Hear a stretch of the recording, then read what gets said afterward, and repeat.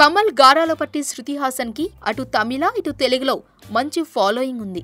ఇప్పుడు తండ్రి అక్కబాటలో నడుస్తూ అక్షరా హాసన్ కూడా సినిమాల్లో మెరవనుంది. మనకు శృతి మాత్రమే తెలుసు, కానీ కోలీవుడ్ ప్రేక్షకులు శృతి చెల్లెలు గురించి ఎక్కువగా మాట్లాడుకుంటున్నారు. కమల్ చిన్న కూతురు కావడం, స్టార్ హీరోయిన్ శృతి హాసన్ చెల్లెలు కావడంతో మీడియా ఫోకస్ మొత్తం అక్షరా హాసన్ పై పడింది. ఇక అజిత్ తో సినిమా తీయడం ఆమెకు మరో ప్లస్. కొన్ని మీడియా సంస్థలైతే అజిత్ ను కాజల్ ను పక్కన పెట్టేసి అక్షరా హాసన్ ను ఇంటర్వ్యూ చేయడం మొదలుపెట్టాయి. ఇందులో భాగంగా ఓ మీడియా సంస్థకు ఇంటర్వ్యూ ఇచ్చిన అక్షరా హాసన్ తను అసలు హిందూనే కాదని ప్రకటించి సంచలనం సృష్టించింది. మా అక్కలా నేను కూడా నాస్తికురాలిని.